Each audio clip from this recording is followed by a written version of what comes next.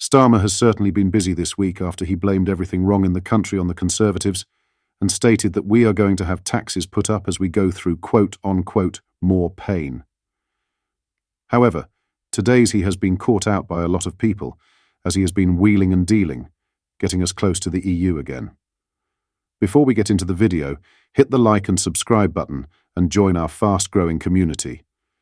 Keir Starmer has been in office only 54 days and is already seeking to rekindle his love affair with the European Union.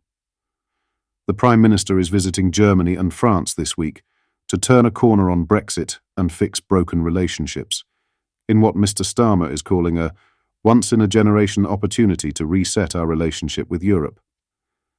I have news for the Prime Minister. The British people have already reset the relationship with Europe on June 23, 2016, and voted emphatically to leave in a democratic vote, a vote the Machiavellian Starmer seems set on ignoring. Many who voted to leave will be appalled at Starmer's charm offensive with Germany and France, and fear Sir Keir's attempts at fostering closer ties will just be the beginning of Labour's plans to tie the knot once again with the EU. Behaviour of this kind from Keir is akin to that of tyrants from the past, such as Chairman Mao, and is what can happen when a country like the UK transforms overnight into a one-party state like China.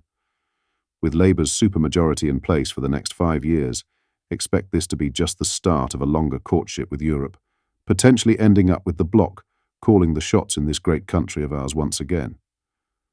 However, there is reason for hope as the Prime Minister is making some rather big miscalculations.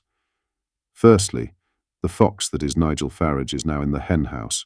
With a growing and more organised party, he will prove to be a far bigger thorn in Starmer's side than he realises.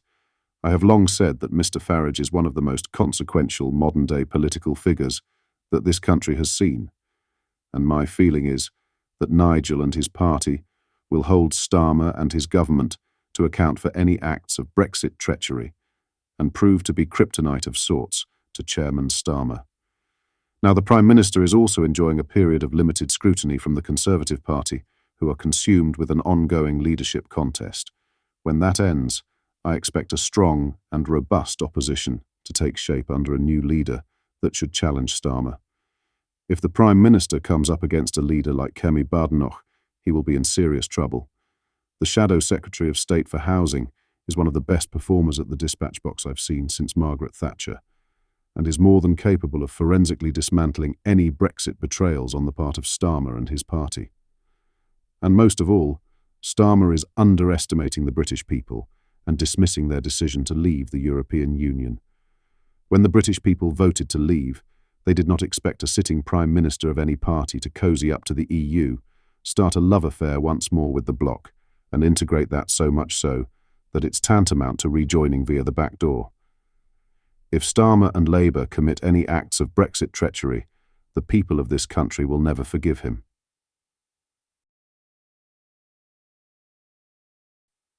The man who hurled objects at Nigel Farage's election battle bus in Barnsley has avoided jail time after being slapped with a suspended sentence at Barnsley Magistrates' Court. Josh Greeley, 28, was sentenced to 6 weeks in prison, suspended to 12 months. He was also ordered to carry out 120 hours of unpaid work, 20 rehabilitation activity days, and pay £85 court costs, with an additional £154 surcharge. Greeley pleaded guilty to a public order offence at Barnsley Magistrates' Court. He admitted using threatening, abusive, insulting words and behaviour with intent to cause fear or provoke unlawful violence. Greeley was filmed hurling objects from a fenced-off construction site at the Reform UK's battle bus as it roamed around Barnsley on June 11th. Farage was on the top deck of the bus at the time and was addressing supporters in the Yorkshire town. The 60-year-old, who ended his electoral hoodoo by entering the House of Commons after July 4th, was separately milkshaked after stepping out of the Moon and Starfish pub in the seaside town of Clacton. The Clacton attacker was ordered to pay his suit-cleaning bill after pleading guilty to common assault and causing criminal damage. Responding to the Barnsley incident at the time, Farage said, "My huge thanks to South Yorkshire Police today. I will not be bullied or cowed by a violent left-wing mob who hate our country."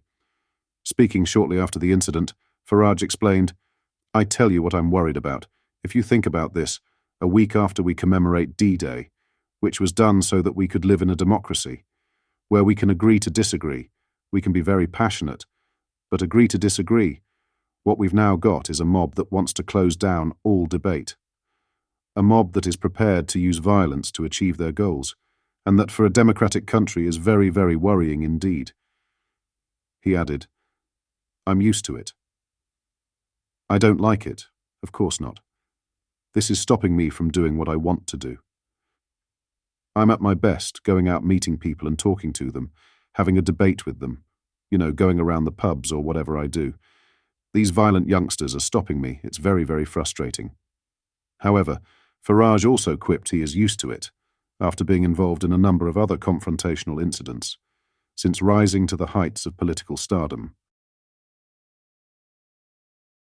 In other news, a man in a wheelchair has been stabbed to death in a street fight in East London.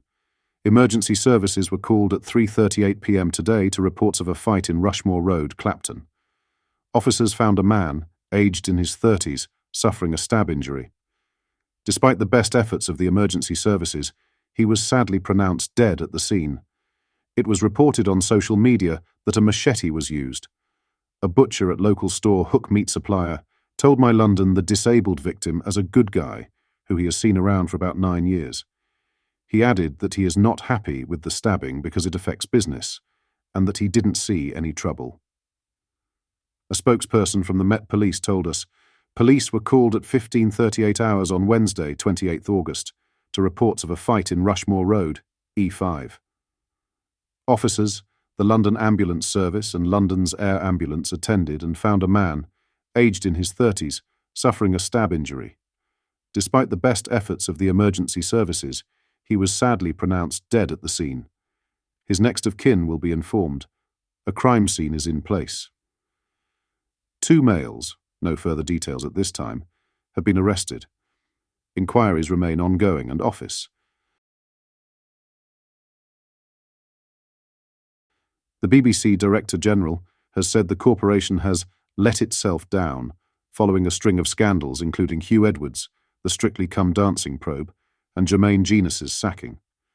Tim Davie said the recent news stories were shocking and that he wanted to make the corporation the strongest possible workplace culture. In an email sent to all BBC staff members, he said he wanted to acknowledge that this has been a demanding period for the BBC, reports The Sun. He went on to thank staff for how they supported the BBC as they navigated a tough situation. He said, aside from the challenges of delivering such brilliant output, I want to acknowledge that this has been a demanding period for the BBC and everyone who works within it. The shocking news about Hugh Edwards and other stories concerning some of our high-profile shows have put the BBC in the spotlight. It can be challenging for us all when the BBC becomes the headline. I know we have all felt let down and worried about the impact on the BBC. However, we hold ourselves to the highest standards, and we know there will be lessons we can learn to ensure we have the strongest possible workplace culture. In the email, he also said he was making changing the culture at the BBC a critical priority. It comes as Davie is set to discuss the corporation's support for regional economic growth and renewal amid recent controversy surrounding the corporation at the Royal Television Society London Convention, 2024. Genius was sacked by the corporation and apologised for sending inappropriate messages to 2 women, while the month prior disgraced newsreader Hugh Edwards pleaded guilty to making indecent images of children. Meanwhile, a probe into flagship entertainment show Strictly Come Dancing is ongoing, after contestant Amanda Abbington called in lawyers after accusing show dancer Giovanni Pernice of being abusive. Pernice denied the allegations and quit the show earlier this year. Following this, pro-dancer Graziano Di Prima was sacked after it was revealed he had kicked his celebrity partner Zara McDermott during training.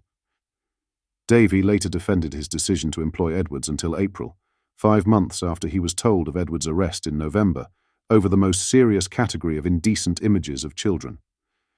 Edwards resigned from the BBC in April on the basis of medical advice from his doctors, after unrelated allegations that he paid a young person for sexually explicit photos.